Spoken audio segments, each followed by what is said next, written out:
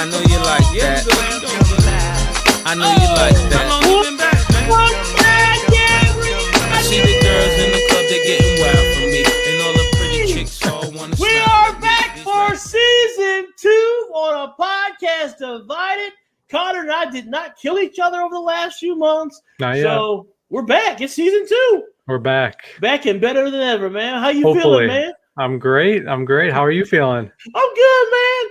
Just happy to be back and happy to another season and a real season. Real season. We made it back, and I'm just really excited for college football. We are we're less than 3 weeks away, but I'll say 2 weeks and change because it makes it sound closer. So we're back, and wow, it feels like this has been like 5 years in the making. The season is just, I feel like we haven't had real football.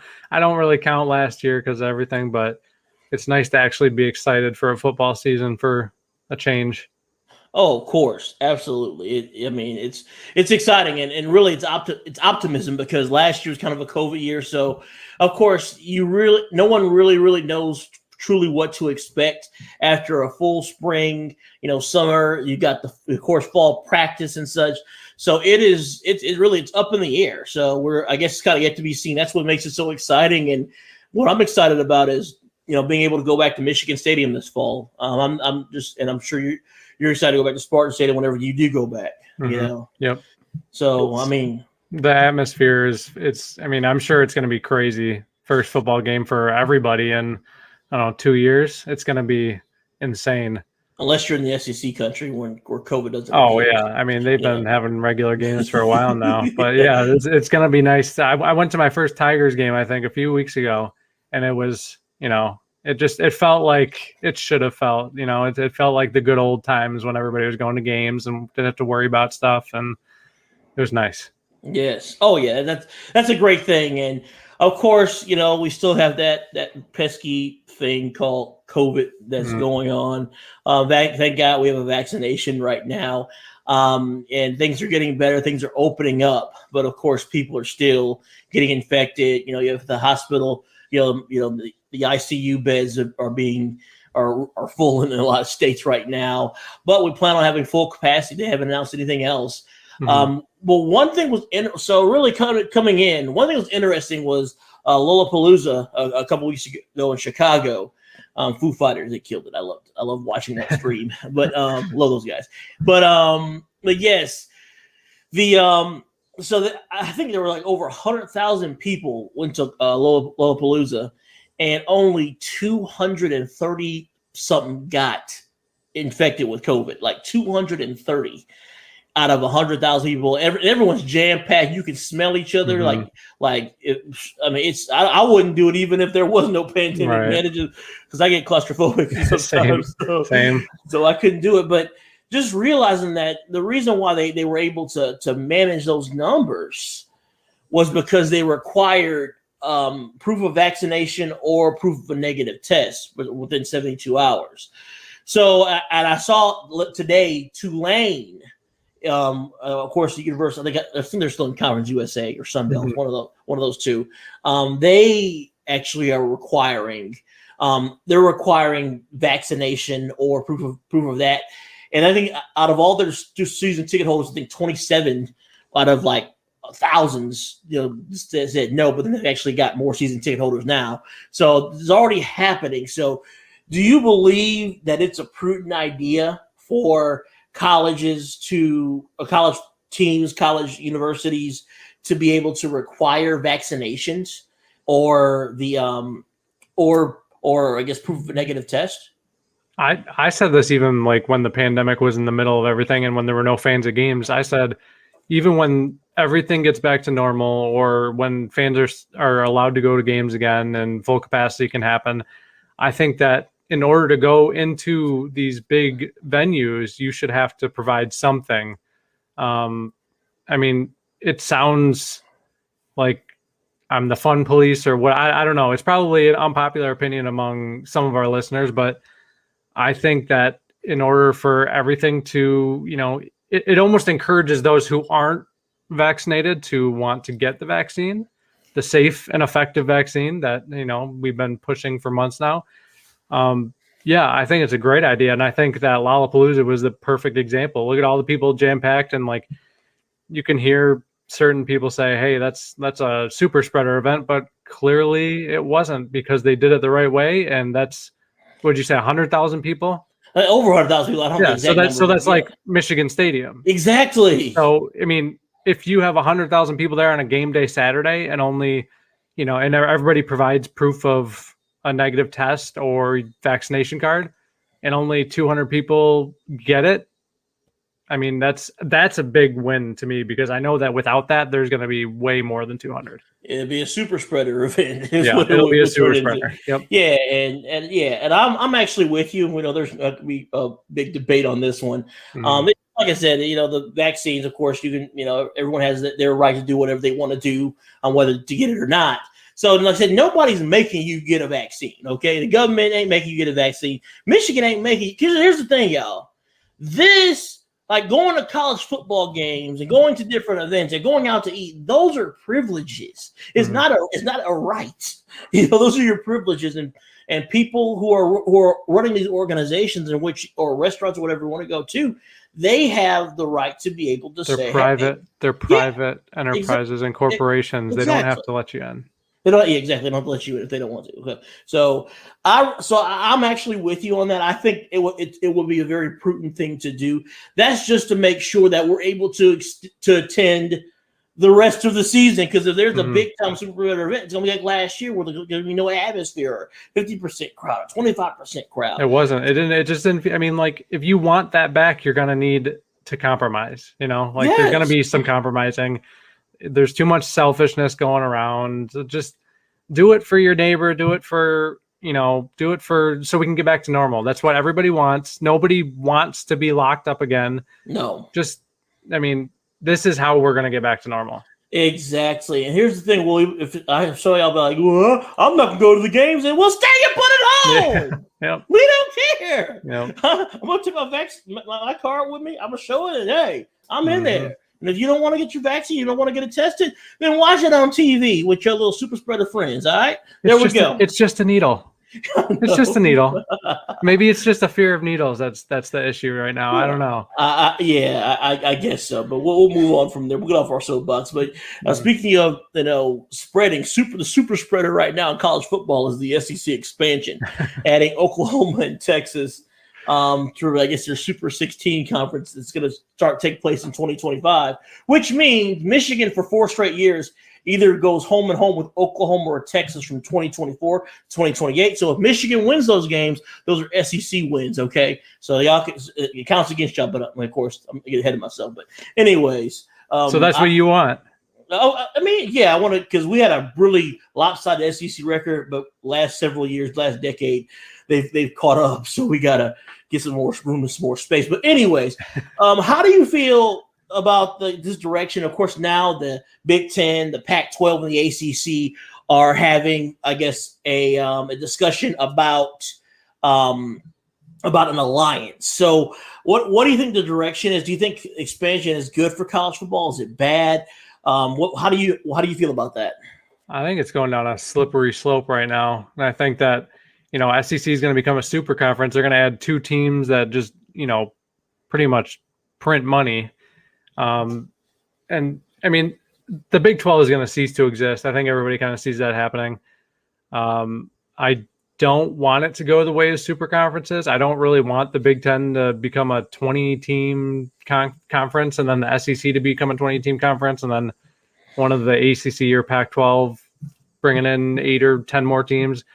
It just, I don't know. It loses the luster of, rooting for your team, hoping for a conference title. Like it sounds kind of lame that you don't want more teams in your conference because it's going to become harder to win championships. But I mean, that's the reality of it. If you want to become a dominant team in your conference, you're going to have to beat. I mean, are they going to make the schedule 15 games now? Like, there's just so many variables that go into it, and I think a lot of it it's obviously driven by money. Texas and Oklahoma are the cash cows of the Big 12. They're carrying the Big 12. They want to go to the SEC where they can make even more. I don't know. It's just a cash grab at this point, and I don't like the idea of 16, 20-team conferences. I think it's just stupid. Yeah. I mean, I feel that way. I feel your sentiment and all that, but it's just kind of it's kind of like in a train that's just it's rolling, and the thing about it is I kind of liken this. I'm a bit World War II buff, but I kind of liken this to the Axis powers, which is Italy, Germany, and Japan, into the Allied power, which is USA, Great Britain, Canada, France, Russia, all the other countries, and all like Australia, whatever. But yeah, and I think it's just everyone's kind of anteing up to do that, because that's kind of the way it looks like it's going. I mean, it's because of name, image, likeness that passed, which I think was the right move. Players definitely deserve to be able to profit off of their name. And, I mean, that's decades overdue. Oh yeah, and I believe. I really believe that. I think it's really going to be headed toward more of a professional model. It's going to be really college in name only, really, because there's just going to be too much money flying around to where, everyone. I think tradition is really going to go by the wayside. And I wouldn't be surprised if it really turns into a format where it's a 16. It's going to be turned into a 13-game season, and then you really have playoffs like the NFL, and towards 16 teams, 4 from the SEC, 4 from the Big Ten, ACC, Pac-12 Alliance, and then you have at large that pick the rest of. I'm all for playoff expansion though. Me too. Like I'm all for that, but I don't know. Yeah, it makes it so much more interesting when there's so many. There's five major conferences. Every conference has their own identity, and then you're mixing the identities. Like the Pac-12 is known for, West Coast, like throwing the ball around, all this stuff. And then you're going to throw some Pac-12 teams into the Big Ten where it's all about ground and pound, defense. Like it's there's going to be very little meshing that goes on. You saw that with like when Nebraska came over from the Big 12. They don't really fit well with the Big Ten. They've never really had a ton of success. Maryland and Rutgers, same thing. I don't know. The teams who move conferences, I feel like, are going to struggle for a while. So maybe it's good for the teams that are already in the Big Ten, welcoming, the Oregons or the, who knows, Colorados of the country.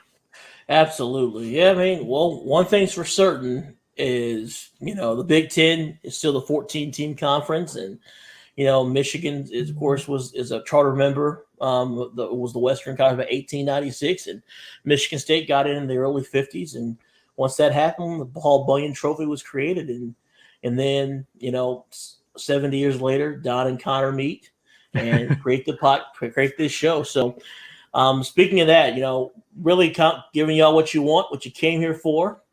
It's time to talk about some Michigan and Michigan State football, because we are a little bit more than 2 weeks away, and it's time to talk about what sells tickets, and that's offense. And of course, since you all won, we got to go with the winners from last year, Michigan State. Just kind of what are some things you're looking for? What are some players that you're looking to be able to how do I say it? What are some players that you're looking to be able to, really step up and really take over for Michigan State this year? Oh, let me check my notes really quick for a second. I don't know. Let me. Okay. Offense. I think that the offense is going to be like 20 times better than it was. That might be a little much, but the offense is going to be way better than it was last year. I think there were so many MAC and Conference USA and Sun Belt talents on the offense that Mel Tucker's done a good job of switching around. He brings back Trey Mosley. He's got Jalen Naylor. He's got Jaden Reed. I like the tight end group. The tight end group is way deeper than it was. The one guy I think that like everybody should be keeping their eye on is Kenneth Walker, the running back transfer from Wake Forest. Him and Elijah Collins are going to be a scary duo, I think, all season long. And that doesn't even mention the top running back from last year, who is Jordan Simmons, who is a true freshman. Yeah. He's also back. So that's 3 deep in the running back room. And then you add Harold Joyner, who's like an H-back type from Auburn. I mean, there's so many weapons that either Peyton Thorne. I'm Team Thorne right now because I feel like he has the higher ceiling. Whether it's Thorne or Russo, I think that there's going to be no shortage of weapons. I think the offensive line is going to be heads and shoulders better than it was last year. Yeah, and Bill has a good problem. With Peyton Thorne played well at spots last year. Anthony Russo has a lot of starts under his belt, transfer from Temple. Shea Patterson's dad gives me the lowdown because Anthony Russo was actually Shea's backup at Elite 11 back in the day. And he says that Anthony has a lot of is very, very gifted as a passer. And that is who he was like, if he starts, then I think he's going to cause some trouble. And those are his words. And I think you got Jalen Naylor and Ricky White, Ricky White. Yeah.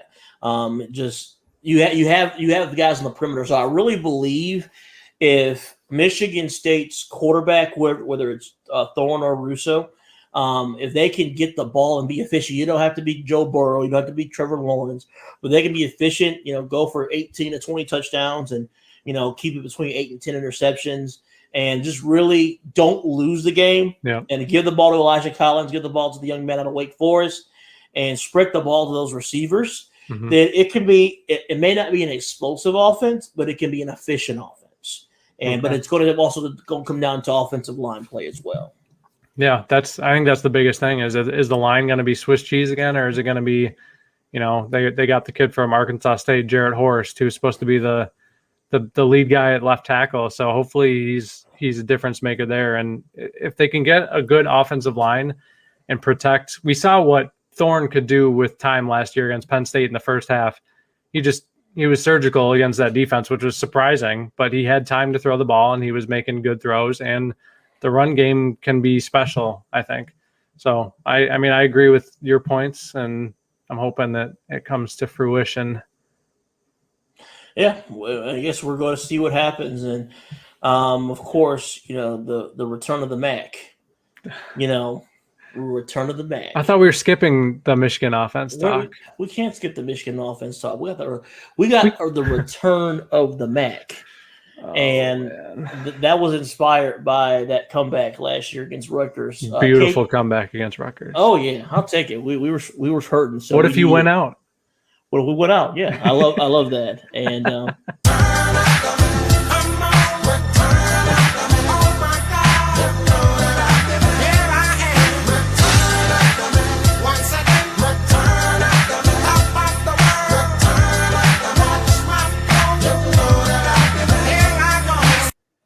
You better believe that song is going to be used against you after he throws his first, 3 interception game. No, but on the real, Cade McNamara, I'm very, very impressed by him. He's 6'1" out of Nevada. Of course, his family's now in the Nashville area, and 2 brothers. One brother, Kyle, is at Western Kentucky, and Jake, who actually played wiffle ball against last year, he's a senior in high school in the Nashville area and committed to Colorado State. But Cade is a quarterback who's wise beyond his years. One thing Cade is able to do is Cade is able to really be able to read defenses quickly, processing quickly, and get the ball out. And he played a similar offense out in Nevada, his high school in Reno, Nevada. Played a very similar offense to was running with Gaddis. And for the first time in God knows how long, Michigan is going to have a quarterback that has been in the offensive system for 3 years. Same coordinator for 3 years. And he fits the system. And also Michigan has brought in skill players that are able to fit the system. It really that offense, the speed and space offense, the spread depends on the quick hitters, quick passes, quick. Somebody's gonna need that, but yeah, quick passes and be able to have running backs that can run in and around. And I think running back Hassan Haskins, who's had a phenomenal career so far at Michigan, he's already on the watch list for the Senior Bowl. He's fast, but he runs hard. He runs between the tackles. Honestly, the 2019 season, he really saved it a lot for Michigan because Michigan had no returning running backs, and you got one of them, Ben Van Summer, who's now a linebacker for y'all. But he really stepped up and really solidified and fortified that position. Him, of course, you also have Blake Corum, who's a little speedy back who can get in space and really be a good third down option, very fast. Then you've got Donovan Edwards. So many Donovans, of course. Donovan's the best name in the world, which is my name. You have Donovan Edwards, freshman out of West Bloomfield High School, who's won a state championship. I think he's someone that can step up and really be a difference. And also, the best part about it is the offensive line right now. They're saying is the strength of the team. You led by guys like Carson Barnhart. You really have a very solid unit up there. So I really believe Michigan has the tools in place to be able to have a breakout year on offense, but it's going to depend on play calling. It's going to depend on execution. If you have that, then I think Michigan can really break out. You also have Ronnie Bell, a four-year starter for the most part. He played a lot of football at Michigan. You got some great speed on the outside with A.J. Henning, Roman Wilson, who was a 4.3 out of Hawaii. And also we have we also have a transfer receiver from Jackson State University, played for Deion Sanders, named Dalen Baldwin.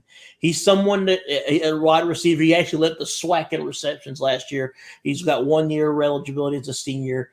I think he can be someone that steps up and does something good. So, we'll see what happens. And honestly, as good as our offense I think might be this year, who you got on defense to stop us on October 30th?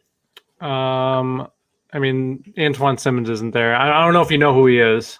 Whew, thank God. Antoine Simmons. He's the best. Yeah. Okay. I'm glad he gone. I know Joe Milton didn't know who he was, but he's gone. I think the defense. I can't give Mel enough credit for completely turning the talent pool on the roster. The roster is completely different than it was a year ago. The defense, they brought over Crouch from Tennessee, linebacker, former 4 or 5-star running back from high school who made the position change.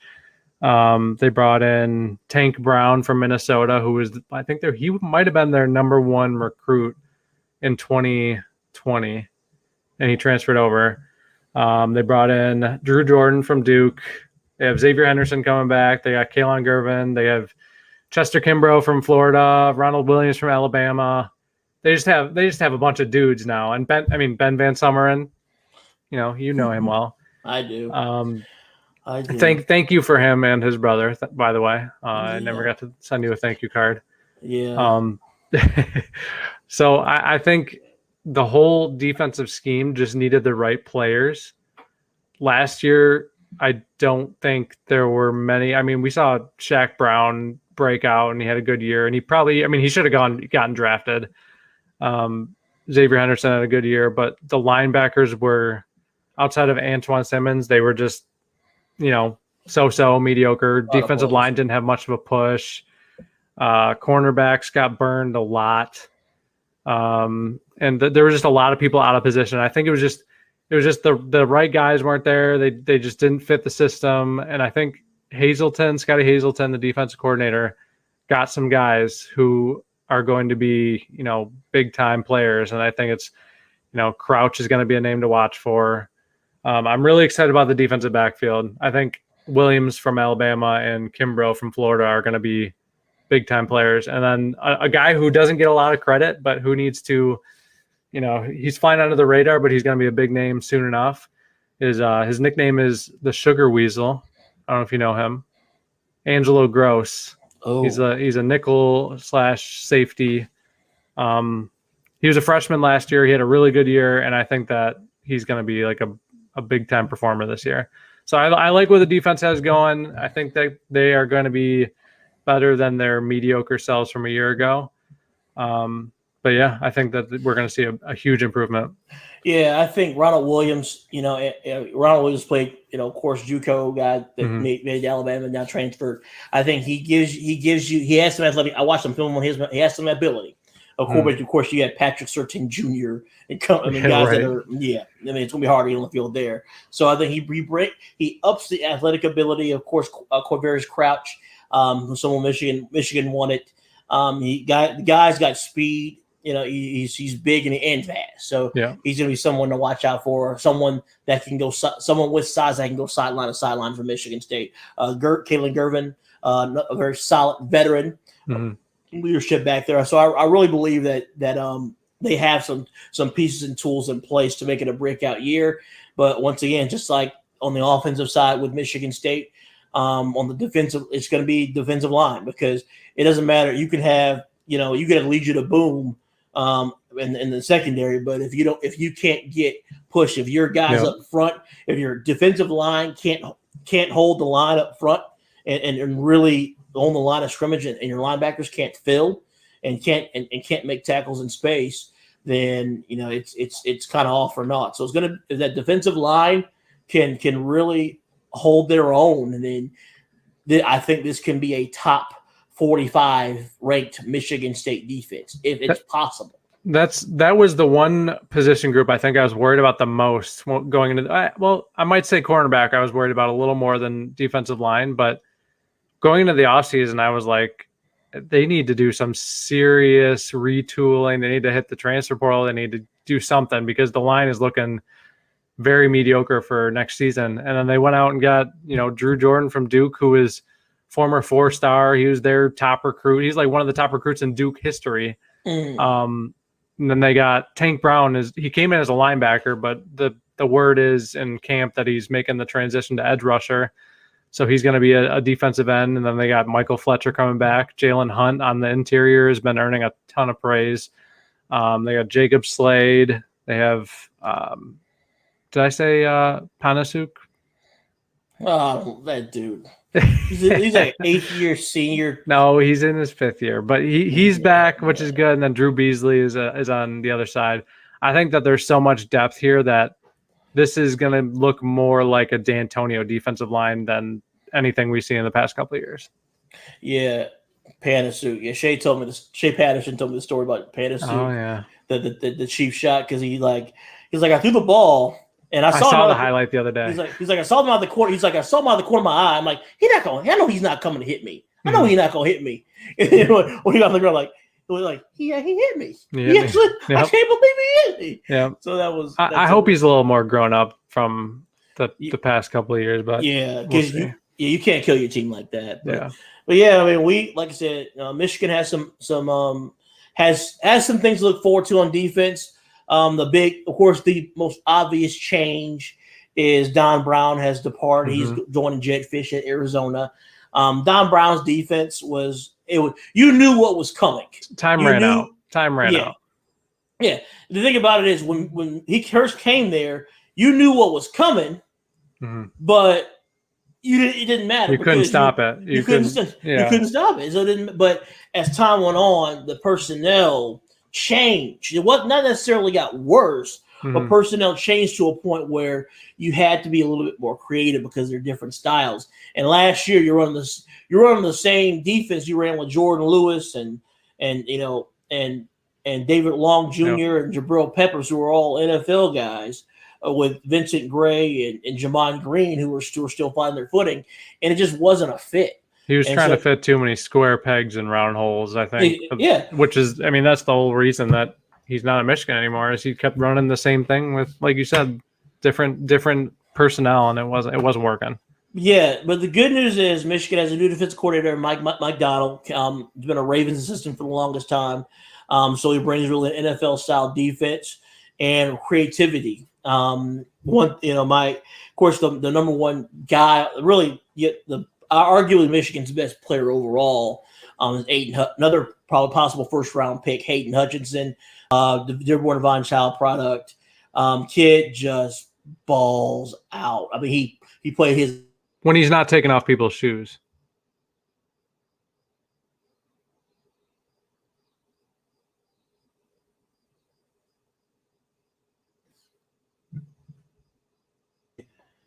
A great asset to have. So I'm really looking forward to seeing what he does, anchoring the defense. Michigan's defense. One thing, the big concern with Michigan has been the offensive line. I mean, the interior defensive line has been a big soft spot the last several years. But they're saying Donovan Jeter, a fifth-year senior, has stepped up. You got Chris Hinton, who's now a junior, who's played some really good football in Michigan. Mozzie Smith, who came in with Chris Hinton, is coming into his own as well. Also, we've got a Sheldon Williams, I believe is his name, a transfer out of Oregon State, who's really at depth. So defensive line should be, I think, Taylor Upshaw and then David Oyebo are guys competing for the other edge position.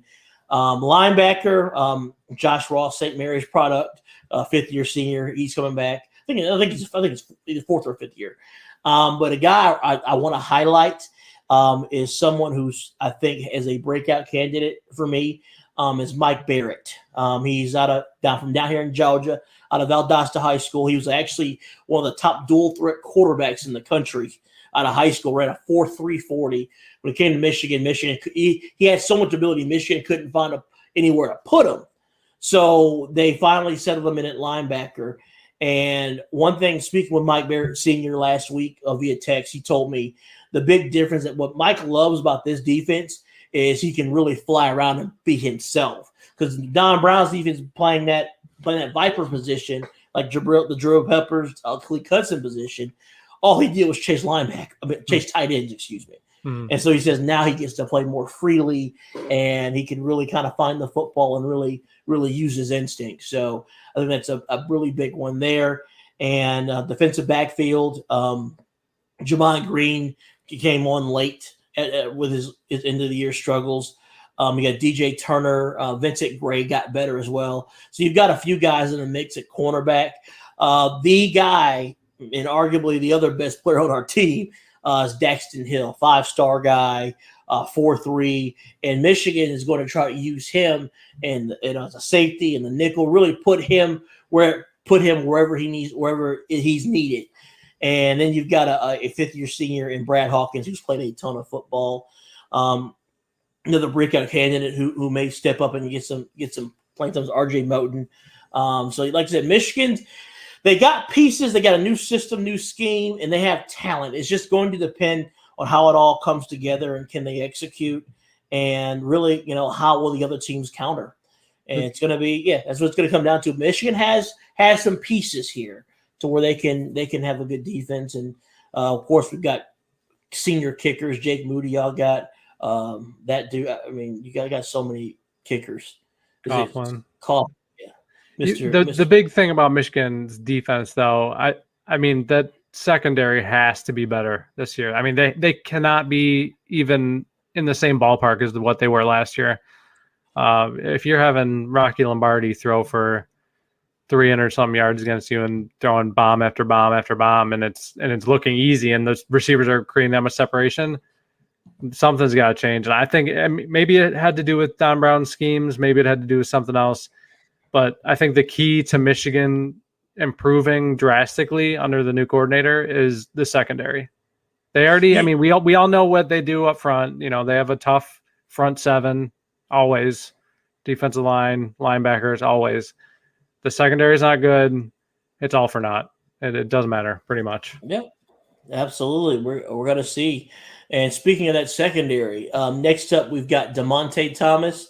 Former Michigan safety, started on the 2016 team and played a few years with the Denver Broncos.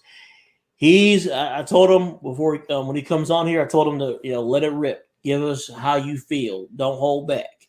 That's what I told him. So he's gonna let you know what it was like when he played, some great moments, and also what he's gonna do is gonna let you know what Michigan needs to do to get over the hump and get back to prominence. You're watching a podcast divided. We'll be right back.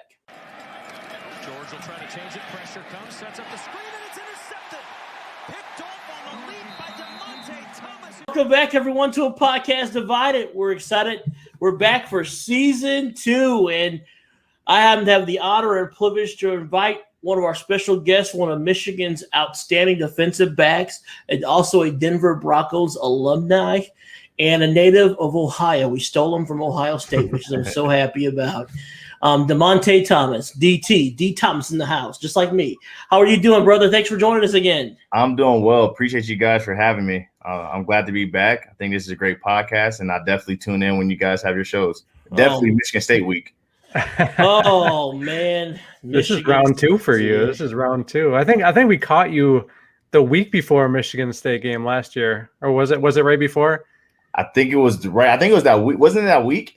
It might have been the week of. It was that week. Then. Yes. So you guys were pretty confident over there. You guys were. I mean, I was just letting you guys beat me down, basically. Because none of us expected what was going to happen that weekend. No, it was. I mean, the whole year kind of just felt weird as it is. I mean, the whole 2020 COVID year was just. It didn't feel like a regular college football season, but I'll take the win. I mean, that was real. That counted. Everything else did not count. That counted. That was it. Yeah, I wish we'd have just gone into a worldwide, like everyone wearing lockdown after the Minnesota game. At least we could have felt really good. We're on top, yeah. Oh yeah, and Joe Milton would be top 3 in the Heisman Trophy discussion and all that. And I mean, yeah, it is what it is. Of course, I wish Joe the best down in Tennessee. Of course, he's got a competition with Harrison Bailey for the starting job. But yeah, man. Well, of course, the new thing from the last we talked, you're dad now, huh? Yes, sir. Congratulations, Robert Thomas. Appreciate it. Hopefully he's a Wolverine just like his dad. You keep an open mind. But I mean, his mom was an Arizona State grad, right? Yes, sir. Oh, bad blood with both of us. We both don't like Arizona State. Exactly. Oh man. So we should. I can be able to control that part of them. Arizona State off limits. Yes. Yeah. Oh, of course. You getting any sleep or what? I mean, what's dad life like? Yeah, I sleep. She takes care of him pretty much the majority of the night, and she goes recruiting for basketball. She's a women's basketball coach assistant at CU. So a lot of times when she goes to work, I have him all day. So that's kind of like how we trade it off. Like I got him from the morning until about 5 or 6, and then she comes home and one of us will cook or we'll order food and she'll put him down to sleep. And then throughout the night, she'll change him and feed him and do everything. Just let me sleep. The first 2 weeks though, she had me, hey, can you change him? Because she was just so exhausted after everything. So, I was up changing them. So the first 2 weeks is kind of struggling. You don't get no sleep. But after a while, you start to figure it out. You got the process down. It's really just like camp. Okay. It's Camp Dad, though. Keeping you busy for sure. Yes. Absolutely. Yeah. So, of course, it's been a couple of years since you stepped on the field. Like, how does it feel like being on this side of the game now? It's pretty cool. You start to look at the game different. You start to study the game differently since, I'm not playing. So it's not really like I got to study it to the part where I got to get ready to compete and play. It's, I'm studying the offense and defense and looking at schemes and actually knowing players and understanding the concepts of what teams are doing and things like that. So it's pretty cool to see how my mind changed from being so competitive and being in the game to, stepping back, relaxing, sitting down, drinking a twisted tea, a nice T-bone steak with loaded baked potato right next to me. And my dog, he's probably eating a raw steak with me as well. And just watching football, man, enjoying it. And I can flip through all the channels. I ain't got to worry about just focus on one team and one game. It's pretty cool. I like it. But I do miss playing, it's who I am and it's part of me. Is that something that you're always kind of want to get back to? Is I read something online a couple of days ago when I heard you were coming on about you were trying to make a comeback last year. Is that still something that you're poised to do, or is that kind of you're putting it on the back burner for a while? If the opportunity came, I would definitely take it. I think COVID just ruined everything for me and a lot of other people who was in my position that, they needed that tryout or get an invitation to camp. But with COVID and all the rules that took place, it was just hard. So now it's like, well, now he's 2 years from playing or such and such. And now it's, well, I might as well go get someone fresh out of college who just got done playing. So now I'm kind of in that middle range where it's really hard for you to, get back on the team unless something crazy happened and you get a call and then, you got to be ready. But I think after this year, if I don't get a call, I think I'm going to just retire and just hang it up. Yeah. Hey, you did something that probably 1 out of a million. Yeah. I'm not sure what the stats are. Yeah. You played in the NFL and you got a pick. Yeah. And multiple picks. Excuse me. So I mean, I mean, you're all, I remember watching you get your first interception on NFL Red Zone. Chris Hansen, I believe his name, Scott Hansen, forget one of them Hansons, not the catch predator guy, but yeah, he's like, now coming up, Dymonte Thomas in the afternoon window gets the interception. Well, oh, okay, I see you, DT. I try my best. I got a counter impression, but I think the podcast will be over. Okay. Wow. All right.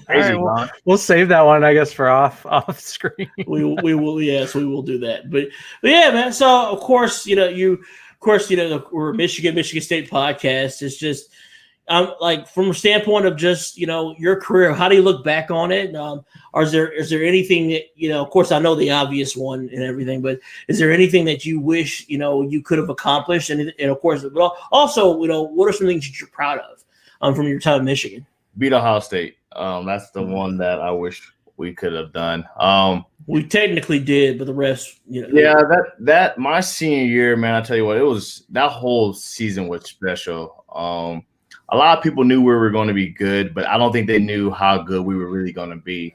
And I remember when we first all came in and get recruited, JD, Channing Stribling, Taco, Jake, Mike McCray, all those guys. I remember when we came in together, we were talking about how can we turn this program around to when we're our juniors and senior years, we're successful and we're dominating, right? And at that time they didn't have they didn't have the playoffs until I think my junior year, maybe I think it was. So I remember talking, throughout our freshman sophomore year, we always said, our junior year is going to be the year where we turn it around, we're going to win some games, we're going to shock some people. And our senior year is when we're going to go all the way and win a championship. And we had the opportunity, we lost 2 games that I still to this day wish that we can just go back and change some things. That's Iowa beating us, because what a lot of people don't remember is we were about to be number 1 in the country. I think I forget. I don't know if it was Bama, Clemson. It was one of those top-ranked teams that just got upset. So we're thinking, and I think we found this out at halftime. We're like, oh yeah, we're going to win this game. We're going to be number 1 in the country. We're going to beat Ohio State. We're going to go in the playoffs. We're going to win a natty. Because our defense was unstoppable. Teams, you couldn't run on us, you couldn't pass on us. And our offense, our offense is moving the ball. They're having turnovers, but it's not as crazy. And of course, we lost to Iowa. And I think that game, losing to Iowa, kind of carried over into Ohio State. And we knew we gotta win this game. We gotta beat Ohio State. So I mean, we came out ready to go, fired up, and we're up and we're dominating Ohio State at this point. And you never hear a stadium with that many people and that type of environment, a rivalry game gets so quiet the way it was when I was on that field when we were beating them. And then I think we had 3 turnovers. We fumbled on the goal line, and we threw a pick 6. Yeah, do another interception. So Malik Hooker. I've only watched the game once. And I never watched it. We didn't even watch it after the game. We never watched some of it. I mean, you were on the field when the JT thing happened, and I still, I was about 800 miles away, and I still feel dead inside thinking about that, man. Those are the ones I want to take back, man. But other than that, man, I had a great time at Michigan. Great friendships, great teammates, great coaches I had. So there's nothing else I will take back. A lot of people always ask me, "Did you wish you would have went to Ohio State? Did you wish you would have went there?" I never wish I would have changed my choice just based off of how the football season went and how my career there went.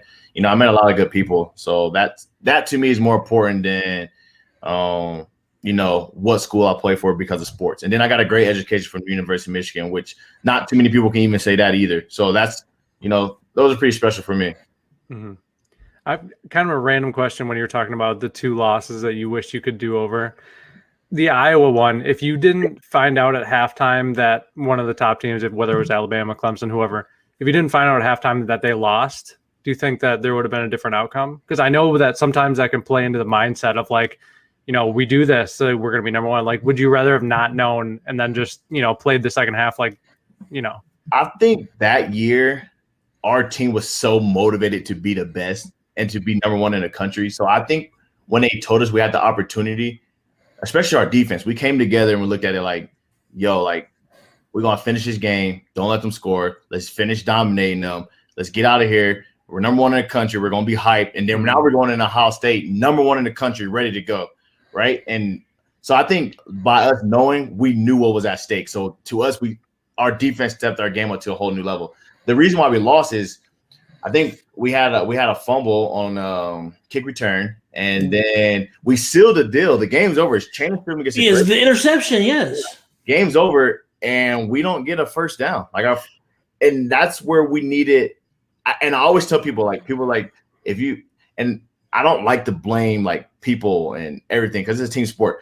But, if you give us an offense that – was consistently could score. You take our junior year offense and give it to us our senior year, we win a natty. Jake Rudolph did not turn over the ball that often. He was smart with the ball. We had great we still had the receivers, but I think the thing that we're lacking is, Will Spate was a good quarterback, but he wasn't our Jake Rudolph, right? He wasn't that. Yeah. It wasn't that. Look at all these teams that won national championships. Wilton wasn't in the category of any of those guys. And that's it. And it's nothing against him or his game. It's just, to win a national championship, you need a dual threat quarterback that can run, that can pass, and don't have turnovers. You can, and even with that, you can get away with having a weak defense. But you take a great, give us Trevor, right, and give him Michigan's defense for all the years I've been there. We're never losing. We're national champs every single year. Yeah. But it is what it is. I think that motivated our defense to, hey, let's shut this deal out. And just like Michigan, the odds and chances of somebody coming back and winning, it always happens against us. Just like it happened against when Michigan State got that punt. It's always Michigan, whether it's good or bad. It's always something with Michigan. Was the Iowa game the last second field goal at Iowa? Yeah. Okay. So that I know playing at Iowa is such an intense atmosphere, especially at night, because they're just known for pulling off crazy upsets. Or didn't they beat Iowa or Ohio State by 35 one year or something? They just have this atmosphere. Was that one of the most intense places you played, or where would you say is the toughest place you played? I think Iowa at night is one of the toughest places to play, especially that game. That was intense. They had all the scout. They had almost every single NFL scout you can think about was pretty much on our sideline at that point. Because now you think about it, Michigan got a few games left. A lot of these guys is getting towards the bye week of the NFL. So a lot of these scouts are, they're traveling, they're coming to watch these games.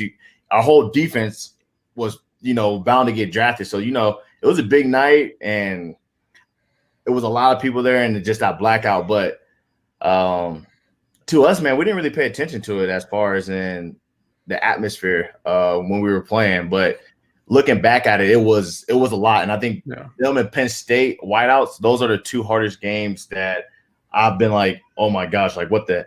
I remember being in Penn State and I'm sitting on a bench and the stadium is rocking. Yeah. This is my freshman year when we beat them. I think it was double or triple. No, they beat us, I think, in triple. Yeah, that was Hokies 2013. Yep. Yeah, man, that stadium was just. The whole thing is shaking. Imagine being in your house in an earthquake. That thing was just. And I'm like, what? And now I was like, this is crazy, because I wish Michigan could get like that. I think ours is built up like this instead of coming up. So, I think if Michigan would have built their stadium to keep the noise in, no one would ever compete with shaking the stadium or anything. It's also the blue hairs that are still living, and they've got a whole side of the stadium that are still living.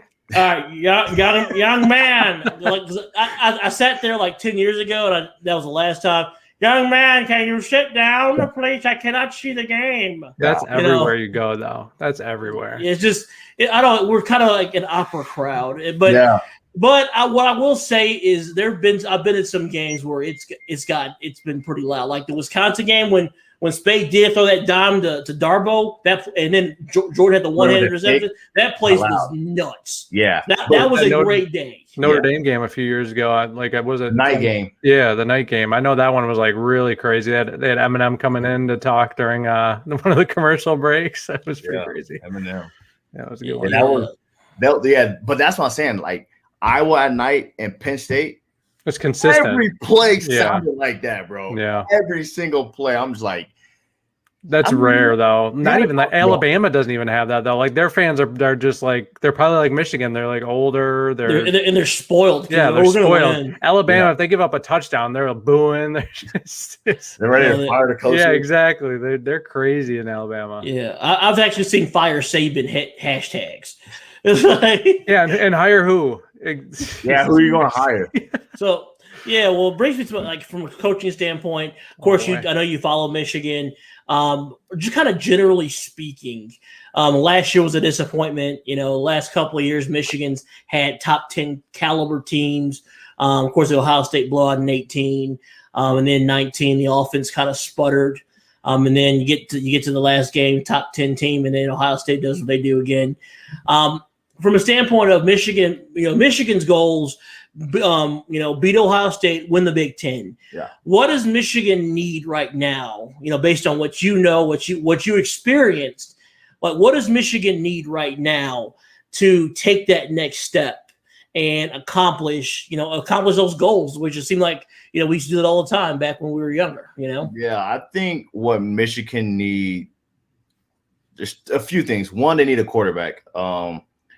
We can't keep having these 4 and 5 star quarterbacks come in here and not one of them developing or staying all the way to their senior year to be able to play, right? Like, I feel like we're doing a good job of getting quarterbacks in, but they're not panning out for whatever reason it is. I remember when O'Corn came in and he had a stellar year at Houston. And then, so at this point, I'm thinking like, oh yeah, like O'Corn's coming in, we're going to be fired.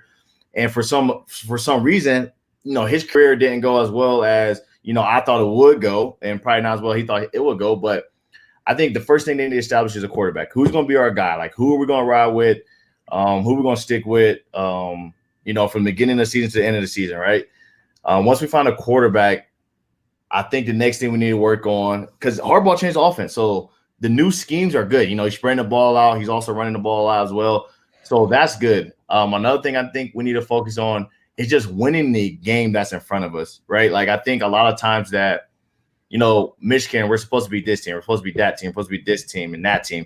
And then it gets to a point where it's, okay, like Michigan got Michigan State. Okay, well, Michigan should win this game. They better win this game. And let's just hope they win the game, right? And then when we get to Ohio State, it's like, well, Michigan loses, multiple times. Is it going to be the same this year? Is it going to be different this year? I think that Michigan got to understand that every game, no matter who you play, you got to go out there and dominate. And I think right now we don't have that Wolverine factor where we got Michigan we got Michigan this week. It's, it's like, oh, shoot.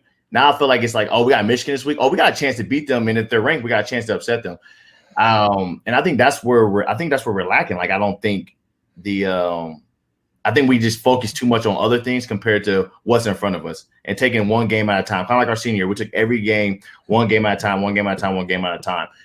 In order for us to beat Ohio State, and when I was getting recruited, one of the things I noticed a lot about Ohio State compared to Michigan, Ohio State, they don't say they always say the team up north, right? And in Michigan, we always say Ohio, like, right? But when I remember getting recruited and I walked into into Ohio State, like all their facility, there was canceling Michigan everywhere. The weight room, the cafeteria, the gym, the locker rooms, the player lounges, every single place you can go. Like, they even had a countdown clock where it says, and I think everyone had this rivalry, but it's, beat that team out north and things like that. And another thing is they get gold pants when they beat us. So, like, to them, I feel like they take it more serious than we do. And I think the reason why is because we got so used and comfortable of being, the wing helmet is supposed to be enough to scare teams away. But at this point, it's not enough. And when I got to Michigan, the only thing we said was at the end of the meetings, we'll say beat, and then we'll say Ohio. And it got to the point where we were just saying it at the end of the meeting because that's just what we did. But Ohio State was living it, like, each and every day. They didn't care about any other game besides beating us. But now we're on, and I hate to say this because we're on a Michigan and Michigan State podcast, and I know a lot of Michigan fans are going to watch this, but you told me to speak from my heart. I think Ohio State's up here, and we're, like, right here. I think my senior year, we were, like, right here, like, up there closer to them. But I think the problem is they got the taste of success, right? They have the recruits, the recruiting gap between them and us. They're up here recruits, and our recruits are down here, and they're taking talent from us, and they're going to Ohio State. So they're taking talents. We got to bridge that gap for, all right, you're getting a 5-star quarterback. All right, cool. We're going to get the 5-star quarterback too. Or you get a 5-star quarterback. All right, cool. Take him. We'll take a 4-star quarterback. We're going to go get a 5-star running back and receiver and linebacker, you know. And I don't think our recruiting is all the way. I don't think our recruiting is all the way there. So they're going to beat us because they got the athletes. And then you look at them, like they've been to the national championship. My cousin played for Ohio State when they got national championship. Every family reunion, guess what comes out? The 3 rings. All his championship rings comes out. Because they won the Big Ten. They won, I think he got one for the Big Ten. He got one for, I think, making it to the playoffs maybe, and then winning it. And so now to the point, Michigan got worried about beating, because we're not beating Michigan State consistently anymore. We got worried about beating, and then Penn State. We're not beating Penn State consistently anymore like we used to. We're not beating Michigan State consistently like we used to. And we're still losing to Iowa on the road. So it's like we have a lot of other and Wisconsin. Yeah, and Wisconsin. So we have a lot of other things right now that we need to concentrate on, and also know at the back, like at the end of the day, like, yo, like and no matter what happens, we gotta beat Ohio State. Like, no matter what happened before this, like it's beat Ohio State. But what I'm noticing, and what I noticed when I was getting recruited and stuff, is like, you know, Ohio State they truly just live by that. And now that they've been successful, they've been to the playoffs, they won a championship. Now it's to the point where they know they're going to beat us. They know they're going to beat Michigan State. They know they're going to beat Penn State. They know they're going to win the Big Ten. So at this point, I feel like Ohio State's not even looking at the Big Ten. They're thinking, how can we beat Bama? How can we beat Clemson? How can we beat Georgia? And that's where I think it's different. You know, like they know what they can do. They know what they have. Yeah. Their mindset is we're going to dominate everybody. And then they get in the playoffs, and you know, usually they do good, but then, you know, they have those games. So I think that once we understand and get back into a rhythm, Michigan, to win and understand how to win and understand the importance of each game leading up to Ohio State in order to beat them to go into the playoffs, we just got to concentrate on one. We got to concentrate on one game at a time, and I think that's what happens. But in order for us to, you know, to beat Ohio State, we got to bridge that recruiting gap.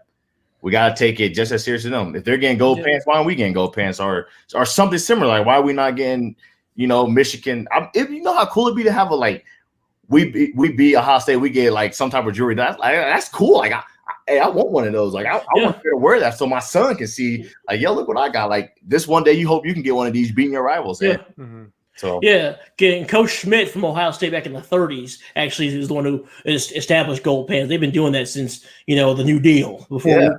So it's just it's you're right, and I think, of course, you played it. So I mean, you're the foremost thing. But what Michigan has to do to bridge the gap is you're not going to get better players by just saying, hey, come to Michigan. We're Michigan. Look at the wig helmet. Because back in the day, Michigan back in the day could do that because you only had about a half a dozen programs on TV back in the 70s and 80s. Yep. Now everybody's on TV or streaming, and so Michigan, in order to do that, Michigan has to find a way to be better than them for 60 minutes. Yes, exactly, and that's why people are going to Clemson. That's why people are going to Bama. You're telling me I can win a national championship. I'm going to get recruited. I mean, I'm going to get the opportunity to play in the NFL and stuff. So it's like, you know, at this point, Michigan hasn't proven to be successful as they have in the past.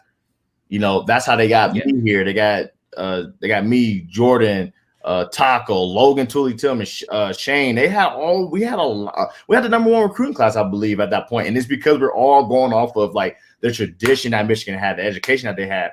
But now it's at a point where if you ask me now, like, and say like if we were all getting recruited, like if we went back, like me, Jordan, Taco, Jake, Ross, you know, Channing Strickland, all these guys we have, if you ask each and every one of us, will we change our mind ever about like saying we wish we went to a different school? 100%, none of us would say no. We always say we'd go to Michigan. But if you ask me that, if we were fresh out of high school and not really knowing the tradition that Michigan had, you ask me if Michigan came for a 4-hour scholarship compared to Clemson, Ohio State, Bama, like I'm like, it's cool that I got a Michigan offer, but it's like I'm trying to go win a national championship. So I'm going to go to someone where I'm going to have the opportunity. Once Michigan wins beat Michigan, I think once they beat Ohio State, at least once, I think the recruits are going to be like, oh, okay.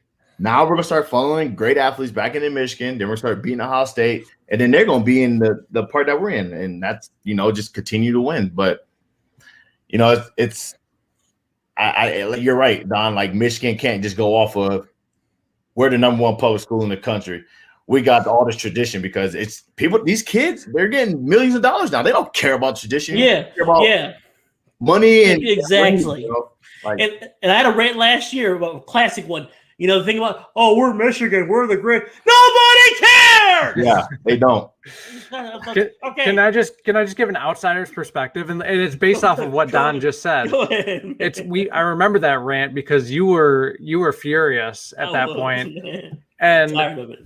What kind of like resonates with me is to like why Michigan hasn't had a ton of success in recent years. Not saying like they haven't had success. 10-win seasons are great, but not beating Ohio State, not winning the Big Ten, not doing all this stuff that the fans expect them to do. Yes, it's because they get certain players, and these certain players have a certain mindset that's like, we're Michigan, like we're better than you. We're gonna beat the teams that we're gonna beat, and we're gonna contend with Ohio State. Do this. Like the moment last year where I was like, Michigan needs like a serious mindset culture change was when Joe Milton was asked after losing to Michigan State what he thought of Antoine Simmons. Antoine Simmons, yeah. Yep. And he was like, who's Antoine Simmons? And the reporter's like, their best defender who kind of like did everything all game long, kind of kept you in check. Just like, you don't know the best player on the other team's defense. There's a problem there. I don't know if it was like an arrogance thing. I don't know if it was like a schematic thing. I don't know if like during film they just referred to him by number, but like dude. I want to say when we were there, I don't think we ever used names. I think we did use. I think we might have used numbers. But Simmons was fourth year by then. But at that point, you still should know the best player name. Like exactly. You should know what he had for breakfast that morning, man. At least pretend. Yeah. He's a great player. You can lie and pretend. Right. Yeah, I think he's. I'm sure he was having his name announced on the PA every time he made a tackle. It's just like you know who Antoine Simmons is. He probably congratulated you after the game. You probably shook hands. Yeah. It's just like stuff like that. I'm sure during film they refer to him as numbers, like you said. Like we did that when I played high school football. But the disrespect thing and like the arrogance, and like we saw kind of how his season devolved after that. Get a quarterback and that win. too. If you get a quarterback that can win and takes the game serious, I think you're not going to win anything with a mediocre quarterback. Yes, right. I think K's going to be all right, but of course, K McNamara is going to be all right, but we'll see. But the number one thing, and of course we'll wrap it up from here. But number one thing Michigan has to do is, we talked about it last year. Because if you come to Michigan, you are. Yeah. If you cornerback, you are in the footsteps of Charles Woodson. Yeah. If you're a quarterback, you're Tom. And here's the thing: Tom Brady wasn't Tom Brady until after he got into exactly. And also, you have to put the work in. Yeah. It doesn't just happen just because you wear the helmet and there's a lot of anointing going on. A lot of anointing that happens. I think Michigan needs. If I was Coach Rich Rod did this, of course Rich Rod had other problems as well. I wouldn't give you your wings until you had to earn that wings on your helmet. Like on that's practice, very true. You have a blank helmet, and you earn your wings because Ohio State you have to earn your stripe, your red stripe. Yeah. In Michigan, your helmet is blank blue, just like Farmington High School until you earn it. So it's those kind of things, and it's just the entitlement. And it really, and like I said, the arrogance. I'm not afraid to talk about it anymore. Michigan doesn't employ me. I don't care. It's arrogance, and we need to stop it. I want to hear what your guys' expectations are for the season. Like what realistically. Well, obviously, you kind of expect to beat everybody. Like every fan kind of thinks like that at one point. But like realistically, going into the season, knowing that Harbaugh has made a ton of changes, but he's still kind of not on everybody's good side. What do you guys think Michigan's going to do this year? This is the first time in a long time that I've seen Michigan not be in the top 25. And I was watching that today, and I was just like, Michigan's not in the top 25. So now there's no expectations. There's no stress or anything on Coach Harbaugh or their team. So I really think that they have, if we have a good quarterback and we have a starting quarterback, not a, we're going to start him, but if he starts messing up, we're going to bring this quarterback in, and vice versa. And we have a legit quarterback, a contender quarterback. I think Michigan have an opportunity to win every game. I think the game that we might lose is Ohio State. Depending on, I've been reading about that new quarterback and how great he is at Ohio State. I think that Michigan flying on the radar, it might be the best thing that happened to us in a long time. And I think every game is winnable for us at this point, besides Ohio State, and it's just because they're so much more advanced than us. But I think once we start winning more and maybe getting closer to Ohio State, I think kind of like my class did. A lot of us who had offers from Ohio State were like, well, let's go to Michigan. Like it's been closed. You're like, let's go turn the program around. Let's make it our own thing. I don't want to go to a program where they're already winning national championships all the time. Like let's change it up. So I think we're going to win every game besides Ohio State, and it depends. We're playing Penn State at home, right, this year? White out. So that game in November might be bad. And did we play Iowa? We don't play Iowa. Good. We go to Wisconsin. We go to Nebraska. I mean, we should beat Nebraska, but it's still a tough place to play. Yeah. But and we should beat Wisconsin if we can stop, because we can always stop the run.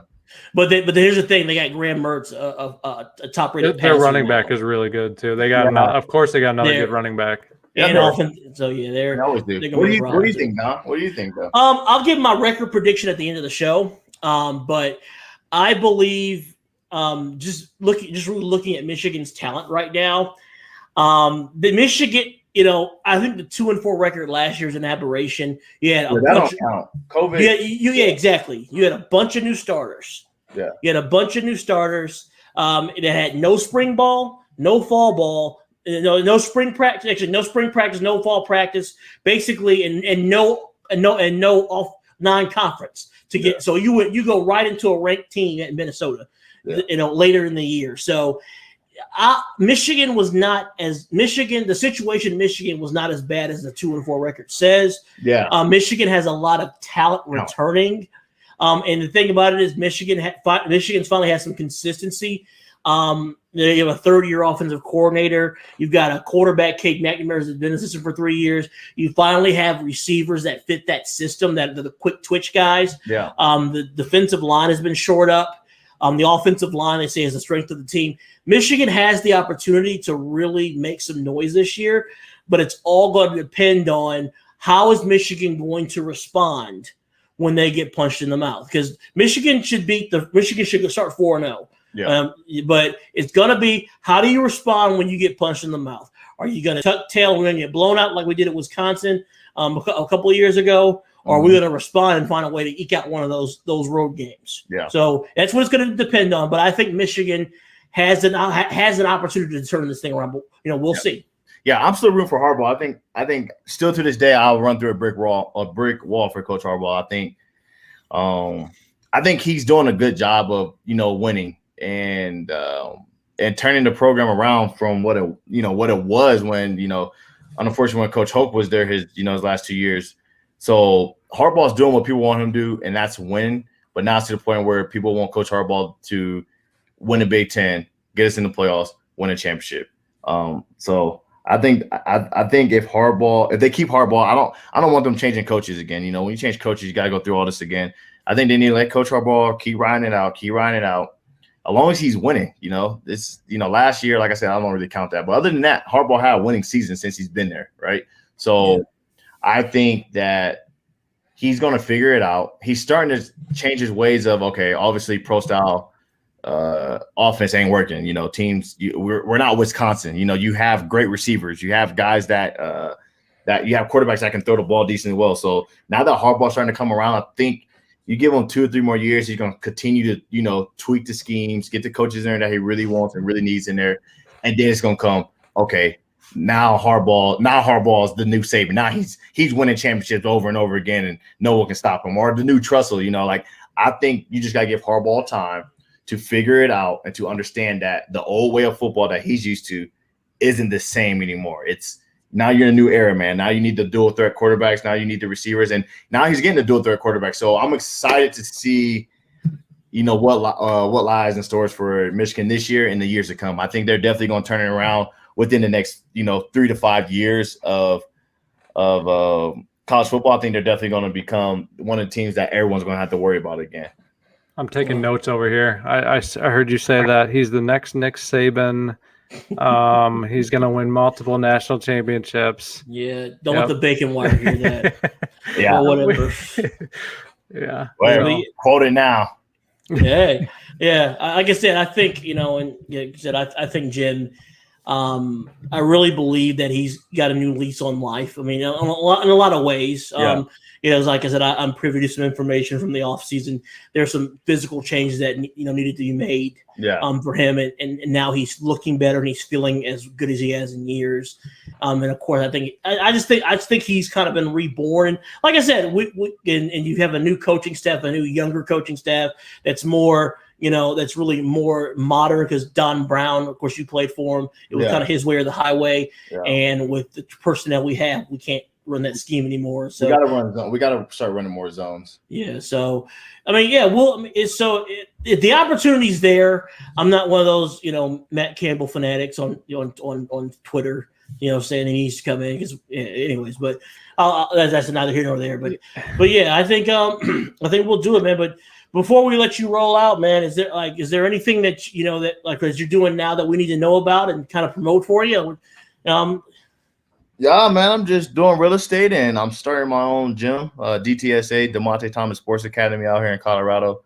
Fine tuning a few things with the lease in the building and pretty excited, man. I didn't want to get into coaching. People always told me I should get into coaching. I didn't want to go the coaching route. I kind of just wanted to help athletes get to a point in life where they want it to be, as whether it's a professional athlete or just in life. So I just want to encourage the youth and the kids around this area to understand that, no matter where you come from or background you have, if you put your mind to it and you stay focused and stay disciplined, you too can be successful one day. So that's what I'm doing now, man.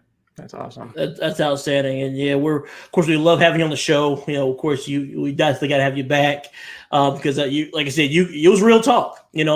Some of the Michigan fans who wear the Maize and Blue goggles ain't gonna like it, but it needs to be said. This is what we got to do, and it's got to be done. But yeah, I'm gonna have to come on for the Ohio State game because especially if the records are looking right, I'm gonna have to give you a full description of what I think is gonna happen. Hey, we got you written down right now. Then we'll bookmark that one for sure. But all right, cool. Hey, Dymonte, we appreciate having you on once again. Thanks for the information. And yeah, like I said, we just look forward to see what happens with our boys this year. And best wishes on fatherhood and your new gym. And he's out in Colorado. He's out in the Denver area, correct? Yep. You're both. Okay, Doran. cool. Yeah. So if you're in the Denver area. And once that pops up, you can follow him at. Of course, is it what's your Instagram handle again? DT3 spell out 5 FIVE. Yeah, follow him and stay tuned with what he's doing. And hey, we'll definitely have you back. But great having you on again, and we'll talk to you next time, brother. All right, brother. See you guys later. Take care. Hey, Connor, go blue. I'm not saying go blue. Nope. All right. Well, coming up next, we are going to talk about our bold predictions and kind of give what we're going to think happens this year. And of course you can bookmark it, may go on freezing cold takes. So we'll see. Once again, you're tuning in to a podcast divided. We'll see you on the other side. Welcome back to a podcast divided. It's been an amazing show so far. I got my man Connor Muldowney. It's show number 1 of the year, and we have a very special guest, one of the all-time great Spartan receivers. Fan favorite. A fan favorite, too, guy that scared the bejesus out of me. Whenever he played. His name is Felton Davis III. He is with us right now. How are you doing, Felton? I'm feeling good, Dom. How you, baby? Oh, man, doing good. Happy to have you on. I'm sure all of our Spartan followers are all excited, going down memory lane. But I remember how great he was and stuff. So what's it been like since I guess since Michigan State? And of course, I know you had the setback, but what's going on right now with you? Now I finished. I had a few years over in Kansas City, and then now I'm just working out, getting ready for trying to get myself prepared to get back on the team soon. So that's really just basically all I've been doing, locked in on that. I kind of have a hypothetical situation for you. So let's say, the COVID year gave all these players free years if they chose to come back. Even if they were seniors, they'd come back for a free year. Let's say COVID happened back in the year of your injury. What would have been your choice? I know it's hard to come back for a fifth year. Like, you're already kind of, as a senior, you're already like, all right, this is my last ride. Would you have taken advantage of that and come back for one more year in 2019? Absolutely. I actually tried to, Yeah. No, nobody really knows that. I wrote a couple letters to the NCAA and the Big Ten. And they declined. Yeah, they declined them, every single one. I think I wrote like Wow. 5. And that's crazy because you only played 2 games as a freshman, and that was before they had the 4-game rule. So wow. That was our argument for that, because I didn't play 4. Actually, what they said, I think I played in 20 snaps, but it was over the course of 7 games. Oh. So they was like, I played in more than 4 games, even if it was one play in a game. Like, a couple games I only played 1 play or 2 plays. So you're saying this is Mark D'Antonio's fault? Nah, I'm just kidding. Some of that stuff you really just can't control. You know what I'm saying? So I tried to. We all tried. Coach D wrote a letter to. We all tried to get another year, because that just is something unfortunate. But I just had to roll with it after that. Once they declined, I just had to roll with it. I know this might not make you happy to hear, but there's a guy on Oregon who's actually going into his 7th year of college football. And Felton over here, injuries, can't get a 5th year. That's crazy. Yeah, that's definitely crazy. He probably, because I know you can redshirt and that'd be the 5, and then you get a medical for your 6. But that's like 2 full college careers, and it's wild to me. But I mean, I thought that they would retroactively go back and say that, he only played a certain amount of snaps in his freshman year. It shouldn't count. But wow, I don't know if we got everything. Went back all the way to 2015. Got all the numbers and everything. I wrote a nice heartfelt letter. Wasn't nice enough, apparently. Yeah, I hate it for you. I hate it for you, Felton. But for my fandom, yeah. What? Oh man, that number 18 with the dreads. Oh man. You were definitely on track, I think, to be that next really special receiver. I think after the 2017 season that everybody was like, this dude's got it. Like, you're going to be, we saw Burbridge, we saw Lippett do it, and we were like, all right, Felton's the next one. He does everything they do and more. And then the injury cut it short. What was running through your mind when you went down with the injury against Michigan and you knew that it was probably over? Man, it was a roller coaster of emotions that day. I mean, I know what's crazy is my leg was already kind of hurting. Like, I was super, super sore from the weeks before. When Cody and Daryl went down, that meant the workload kind of up for me through practice and into games. So that 30-minute break we had for that Thunder delay. We went back. My calf got super, super tight, like tight, and I was stretching and stuff like that, trying to just make sure that that it was good. Because usually you get tight and you're just tight, But for that to happen, I had a roller coaster of emotions. My first, I ain't gonna even lie. Sorry, Dom. My first instant, I thought the rest was cheating. I thought somebody walked up behind me and tripped me because I was about to get a screen pass. So that was a non-contact. You just kind of planted and went down, didn't you? Non-contact. Yeah, they actually feel like somebody hit you in the back of the foot. Really? Yeah, it's one of those. But after that, Coach D, he came in there. His wife came in there. They came and talked to me while I was sitting in one of the rooms back in the back, and he know I really didn't want to talk to too many people. So then roller coaster of emotions. He asked me who did I want to come into the room to talk to me. So I told him Daryl, Ray, and Kari. So they all came in there. Kari prayed, and we just took it from there. And they went out there and tried their best. It's just one of those That was things. just a tough year all around. I feel like for Yeah. everybody. Like you were coming off that great 2017, and then like you could just tell right away that the Arizona State game I think was like the disappointing loss, and then it just kind of rolled over into more disappointing. And it was just like you guys had the talent, and I think that there was just like a lack of. I can't even say it. I can't put my finger on it, but like obviously you guys felt that you guys were just kind of beaten up, injured. Obviously injured. Everybody. I feel like everybody was injured that year. Yeah, we definitely had a lot of injuries, especially like the receiving corps were just depleted completely. But I mean, I feel like that was just the year that I was kind of like, D'Antonio is probably close to retiring. He looks tired. Like he looks like he just is ready to retire. Can you speak on what it was like to play for D'Antonio? I love Coach D. He one of those people. He's a stand-up guy. Like remind me of my dad. Like somebody he can keep it honest with you. Like he's not gonna tell you nothing. He's not trying to tell you anything that you want to hear. Like he's just gonna keep it honest with you, treat you like a man. He'll go out his way for all his players, every single one of us. No matter if you played 700 snaps this season or 5, he's gonna go out his way to make sure that you're okay. Make sure that if you need anything, he'll look out for you. If you need like literally anything. But, so yeah, I love Coach D. Playing for him is great. It was great.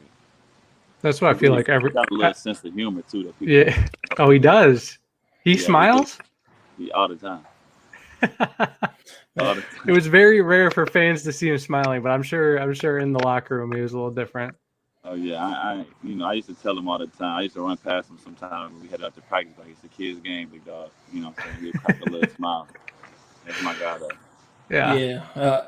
Coach D's one of those guys that's a Michigan fan. I can't stand him. Like, just the reason why is because he's so. Because he beat you guys so much. I know.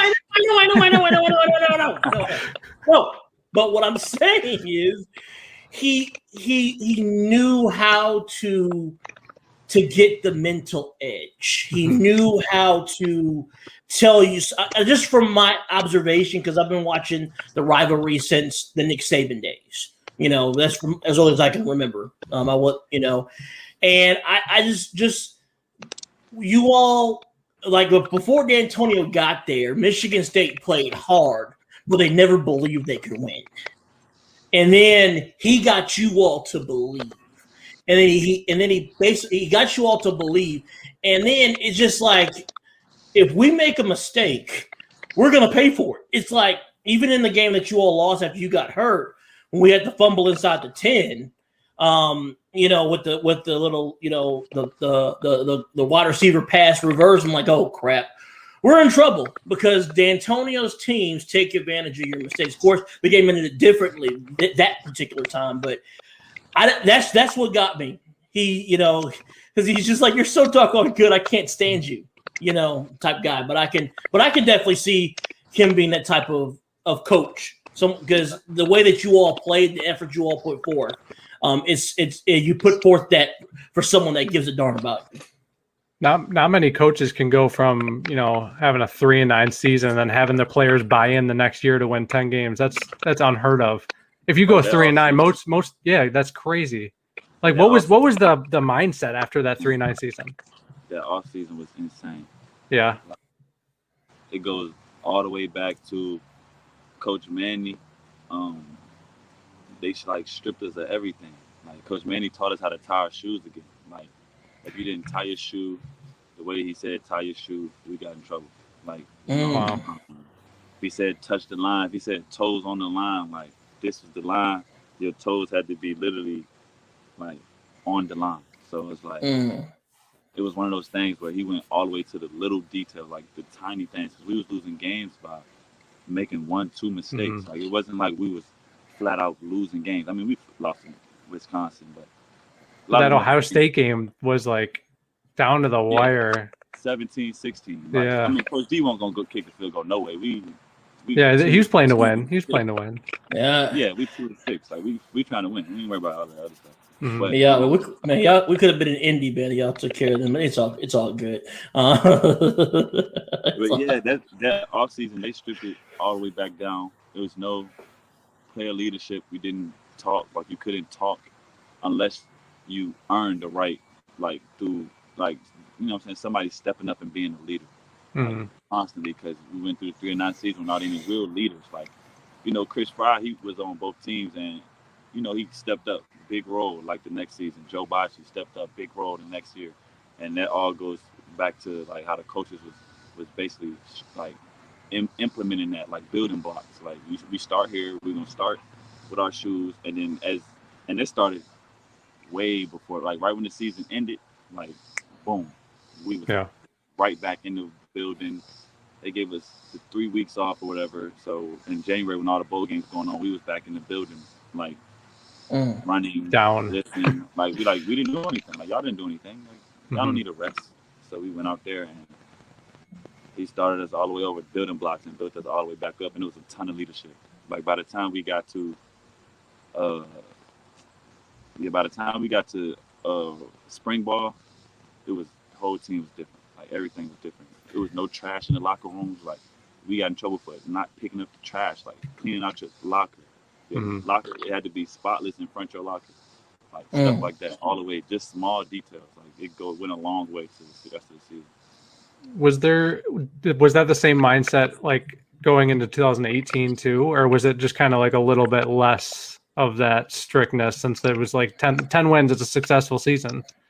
We definitely had that mindset going in there, but at the same time, we knew it was better than a lot of people, and some of those games just slip away. Like the Arizona State game, we made a few mistakes in that game.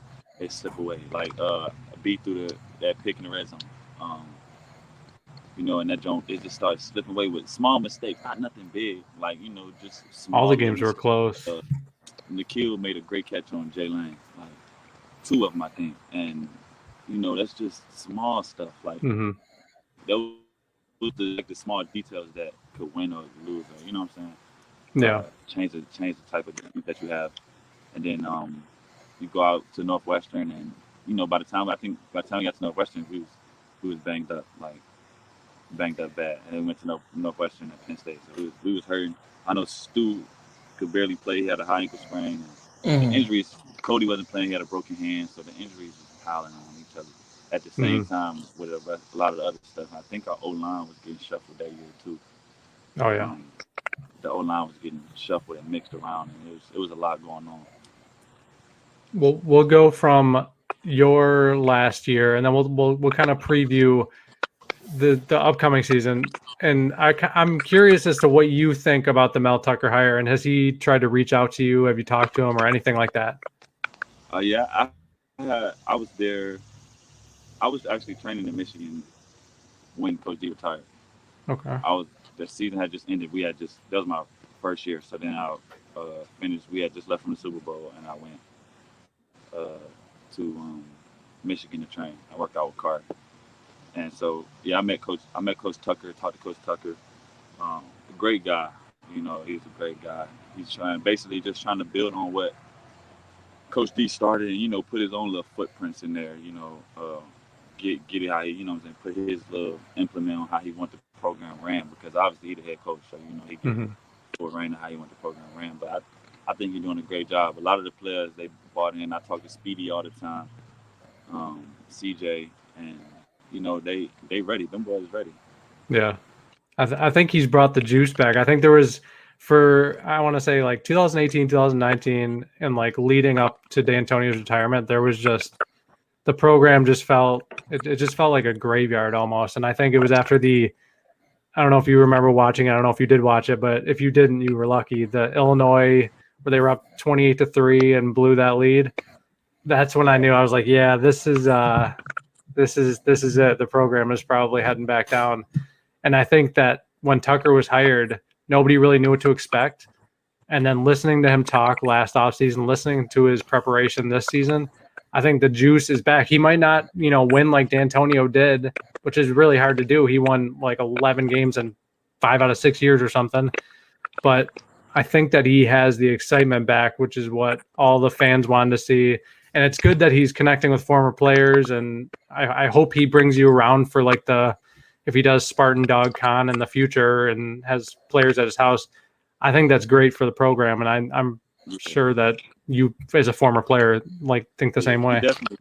He told us all it's an open house. Like if you play at Michigan State, you can come back whenever. You don't have That's to. awesome. You know, not feel like you can't come back even if you ain't play for him. You know, Coach Barnett there too, and Coach Burton. So it's still people in the house that we was with. So yeah. So let's talk about, let's flash it back again and talk about your favorite game and your favorite moment as a Spartan. My favorite game, I'll probably say probably my favorite game was probably that Big Ten Championship my freshman year. Okay.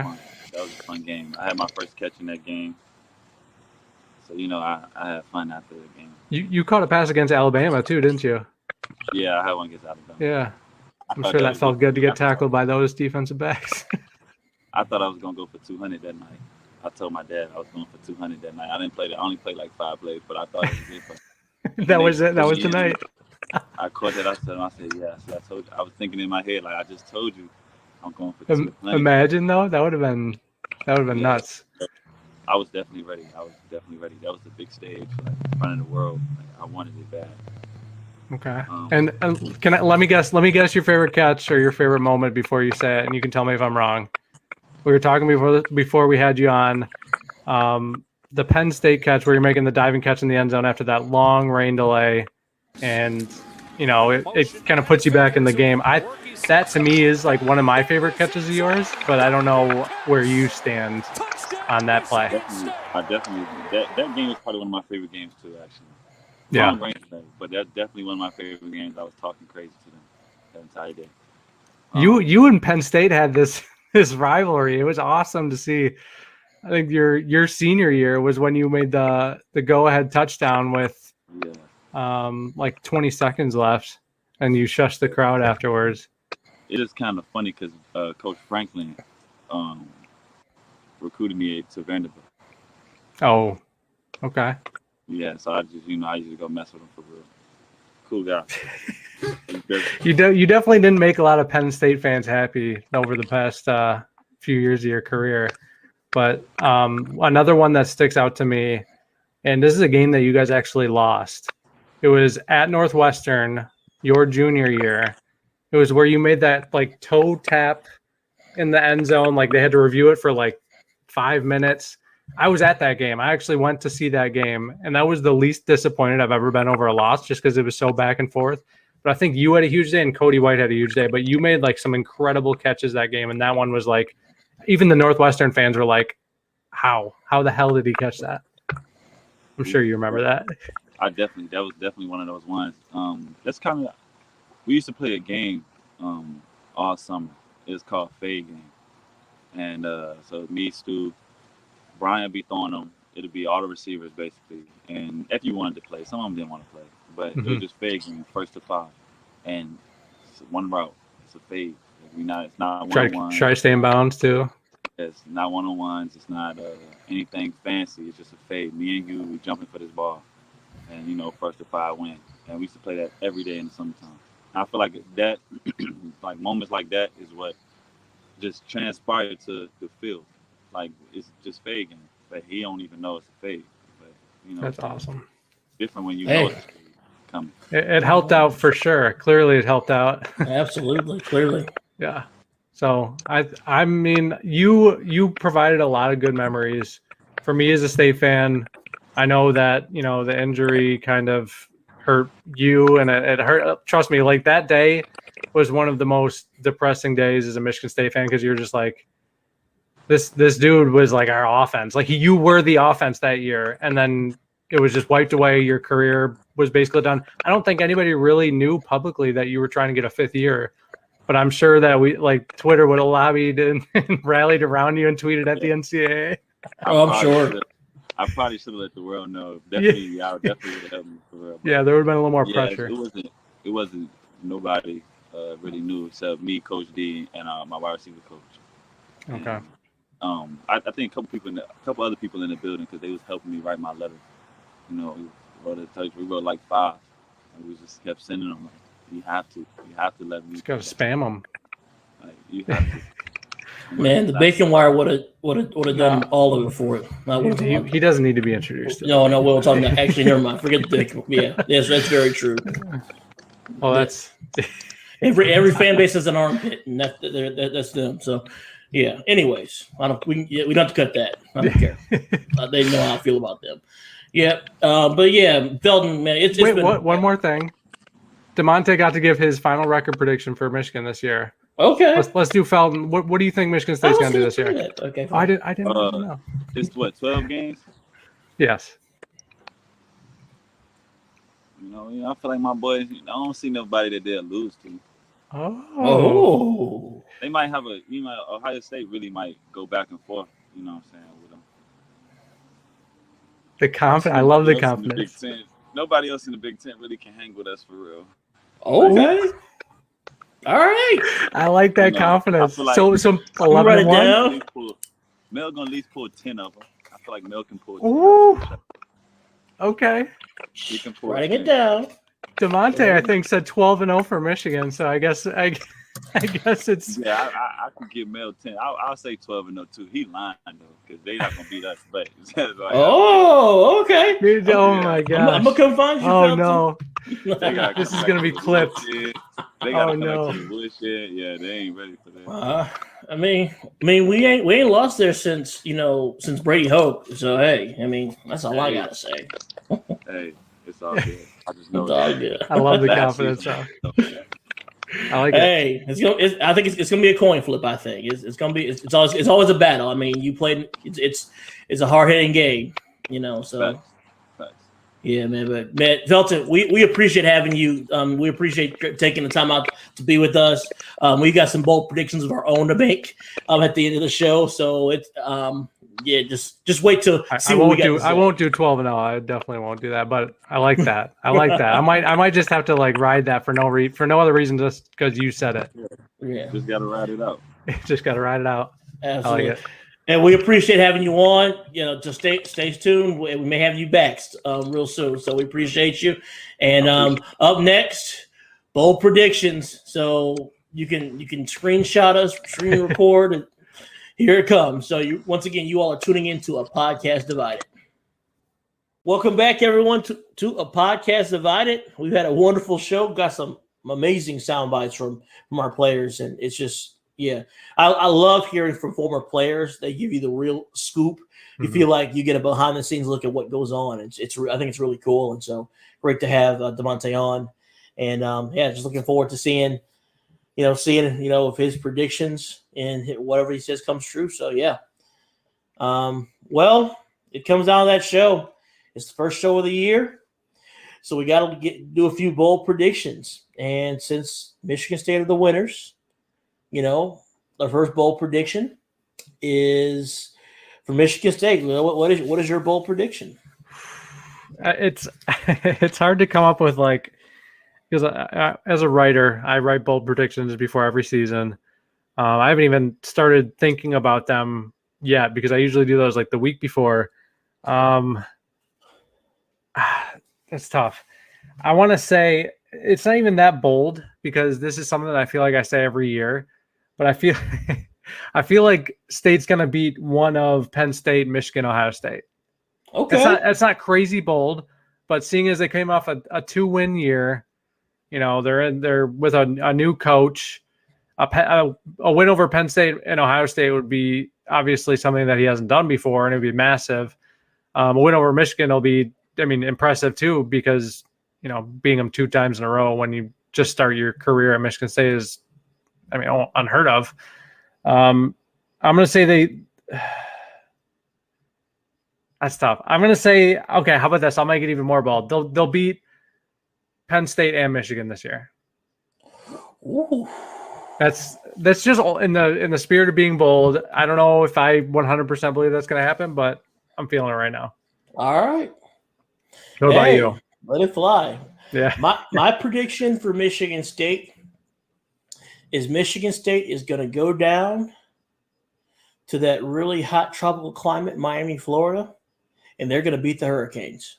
Wow. See, I'm not even optimistic about that. Oof.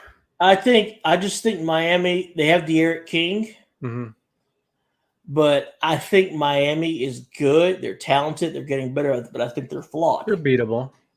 And I think Michigan State's going to go down there. Miami's going to think they're too hot to trot. It's going to be hot. So Michigan State players need to drink plenty of water because it's going to. I've sat in that stadium in September, and even with the new canopy over it, and I watched Mitchell Trubisky go off on them. I thought he was going to be a stud, and of course that didn't happen. And I roasted in there. So yeah. Just some of these players have played in that before. The Arizona State game was like 110 degrees at kickoff a few years ago. That's true. So, but I hope it doesn't have the same result as that, where it's heartbreak and stay up all night just to watch heartbreak. Yeah, absolutely. But I think I really believe Michigan State is going to go down to Miami Gardens, Florida, and upset Miami. That is my bold prediction. Whew. That's spicy. Yep. That's a spicy prediction. All right. Well, then going back to you, go back to Michigan. What's your bold prediction for Michigan? It's putting you on the spot there. You sure did. The Michigan-Ohio State game this year is going to decide who goes to Indy. Wow. And the playoff. The Kool-Aid. Just drinking the Kool-Aid. Michigan will be 10-1. Ooh. Going into that's all you had to say for your game. bold prediction. It'll be 10-1 going to the Ohio State. Michigan. And I believe this year Michigan's going to give Ohio State all they can handle. And I'm not going to predict the win because my thing is I don't say it'll happen until it does. When it happens, that one. Then it happens. But I believe Michigan will go 10-1 going into Ohio State. I think Michigan's. I really believe Michigan. If they put it all together, they can do it. And I think their one loss will be either one of the three: Michigan State, Wisconsin, or Penn State. One of those road games. I think Michigan will trip up, but I think Michigan will win either in Happy Valley or Wisconsin this year. You're taking a page right out of Dymonte's book right here and just predicting a perfect season almost. Oh man. It's you're on the bandwagon again. I love to see it, but I fear for you. I mean, by week 6, you're going to be so sad. I'm glad I got my Ohio State ticket right now because they're going to be very expensive. And you better knock on every piece of wood you see from now until that game. Yeah. All right, what you got, man? Mine is not nearly that hot. I'm gonna go with something that I feel like Michigan fans want to see / hear, and I think by the end, maybe not by the end, by the middle of the season, JJ McCarthy will be your starting quarterback. Ooh. Yep. I think that Cade will have a decent start. I think he'll have a few decent games. I think he might struggle a little against Washington, just a little bit, but they'll pull out the win. I think once he gets to the Wisconsin, Nebraska, Northwestern, Michigan State stretch, there's going to be 2 games in a row there where he struggles, and then JJ's going to get the call. And he's going to be impressive, and he's going to ride it out. He's going to be a starter for the rest of the year. And I wouldn't be surprised if Donovan Edwards was the starting running back at some point. Yeah, that was kind of my runner-up. I think Donovan Edwards will lead the team in rushing. Those two could be that tandem could finish out the season as the starters, and I mean that might make quite possible. Yeah. But I want to know what you think Michigan State's record is going to be this year. What you think? If you had to write it in blood.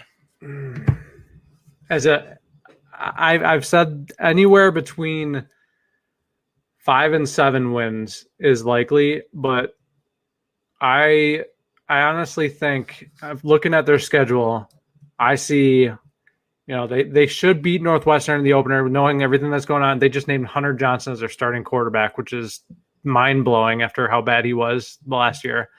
Northwestern, Youngstown State, those should be 2 wins. Nebraska should be a win. Western Kentucky should be a win. Rutgers, should be a win. That's 5 wins right there. Then you got Purdue, Maryland still. So I honestly think they could go 7-5. I'm gonna say 7-5, and then I did the bold prediction where they beat Penn State and Michigan, so I might as well say 7-5 just to piggyback off that. I'm gonna say they go 7-5, like a winning record in the Big Ten. Mm-hmm. All right. I think Michigan State's going to be better than people think, and I am going to go 8-4. Wow, 8-4. That's surprising to me. Yes, that's very surprising to me. You're gonna go 8-4. I just think that Mel Tucker, guys that it's like he flipped the talent flip he did with guys transferring to mag schools and then getting Power 5 guys. Oh, he flipped the roster to come in. He flipped the roster, and they're going to be better. And Michigan State. Michigan better be motivated to go into East Lansing because you're gonna play a really more talented team than you play the team you should have stumped last year. So you're gonna have to go in there and you're gonna have to battle like we always do when going to East Lansing, and grind out a win. Yep.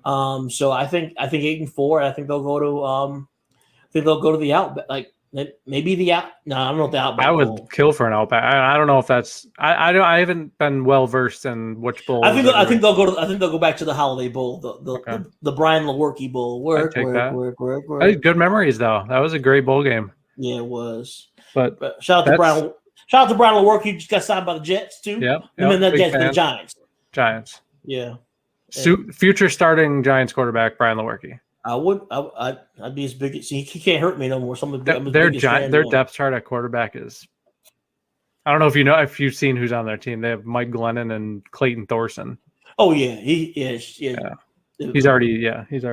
Brian get that backup job behind Daniel Jones. If he can sling it again, yeah, for sure. Yeah. Yeah. Right, you go with Michigan's record then. What's Michigan's record going to be? Well, you already kind of said. I kind of said it, but I could be just the blue Kool-Aid again. I really believe Michigan. The 2-4 record is extremely deceiving. Like I said, it wasn't. You are what your record says you are, but it wasn't indicative of the health of the program. It was a result. It was really just kind of a result of just having very few returning starters and no time to prep before conference season with no fans. So I really believe Jim's made changes. I really, I can, Jim is infused, has really infused it. He really seems like he's been reborn. He's infused, younger, newer, more modern coaches into the mix as well. I think Michigan has a lot to prove, and I think this year they do it. If everything goes off the rails, it could be 6-6. But I am going to say Michigan will win 11 games this year, including the bowl game. Can we insert the taking notes gif right now as me taking notes? Absolutely. Michigan will win 11, including the bowl game or the conference championship if they somehow make it. They will win 11 games this year. And I really see it as a big bounce back year for them. And, we will see what happens. I could be dead wrong. Obviously, any of us could be, but I'm gonna go with 11 wins and a new lease on life for Jim Harbaugh. Regardless of the Ohio State outcome, unless it's a blowout, I think it'll be a new lease on life for him and momentum for the future. So that's what I'm going with. That's what story I'm sticking to it. I could be dead wrong, but I could be a genius. So I love you, Don. That's I want whatever you are drinking. Kool-Aid, of course. I want the Kool-Aid. It might be the Kool-Aid speaking, but hey, all of the power to you for that prediction. That took a lot of guts. 11 wins after the disaster last year. Yeah, that's what I'm saying. After Harbaugh just took a beating this whole offseason, fans have turned on him. That's hard. That's hard to come back from. And then, even winning like 9 or 10 games would be impressive, I feel like. That's why I'm going with the over, because nobody would have thought that 2011 Michigan team would have won 11 games, but they did. Who would have thought that skinny Harbaugh would just be the difference in, beating Ohio State? And all right, let me. I didn't say Ohio State. I'm not saying a word okay, about that. Okay. I'm not touching that game with a 10-foot pole because yeah, that's probably for the best. Yes. All right, so I'm looking at their schedule. They have Western Michigan, easy win. Washington should be a win. Northern Illinois should be a win. Rutgers should be a win. So they should start out 4-0. Yes. Go to Wisconsin. I'm going to say lose. So they're going to be 4-1. That's fair. Beat Nebraska 5-1. Beat Northwestern 6-1. I predicted a state loss. Technically, in my bold predictions. That one's as much of a toss-up. It's a toss-up. It's a toss-up. You're right. It's a rivalry game. Anything can happen. I'm going to say 6-2. I think they'll beat Indiana this year. It'll be 7-2. They're going to lose at Penn State, I think. Just the whiteout atmosphere. I mean, we talked about it before. It's ridiculous. So 7-3, beat Maryland 8-3.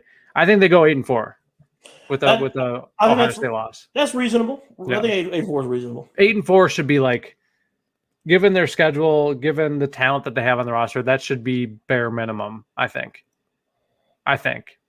they could go 9. They could win 9 or 10 games, but they could win 7 games. But I think 8-4 is the most realistic. All right. Yeah, I don't disagree with that because, like I said, I think 8-4, is a reasonable expectation. I think this team has something to prove, and especially if they beat if they beat Wisconsin at Camp Randall for the first time since 2001 when Hayden Epstein kicked that field goal after the little muff punt. If we beat Wisconsin and go 5-0, I really think that's going to infuse. It'll be like Notre Dame game in 2006 was, where it's like it literally it's catapulted the team all the way to that showdown 1-2 game against Ohio State. I think it can have that effect. So watch out. I think the Wisconsin game is going to be a humongous pivotal game to see what happens the rest of the way. I think you'd be 6-0 going into Michigan State week. I know, and probably a top 10 to 15 team. At least 10 to 15, but Michigan bump Michigan 2 or 3 places because it's Michigan. Like maybe 11 or 12, yeah. Yeah. And then if we beat, like I said, if we beat Michigan State, because it's up in the air, and then take care of Indiana at home, and then go to Penn State undefeated, and of course we'll say toss up that game. That's why I'm just saying those little. There's a bunch of ifs. I think those little ifs is what can lead to my prediction 11 wins. It's ifs. It's but then of course everything can go downhill. We go 6-6. But I think those ifs. I think this is the year. I'm calling the Juwan Howard effect. This is the year that those ifs turn to we did it. Because But like I said, we'll see what happens. We gotta wait 2 more weeks. We got tomorrow. We got Saturday. We get it. We all watched the game. Connor. I was looking through my notes. We all watched the game. I was looking through my notes. We all watched the game.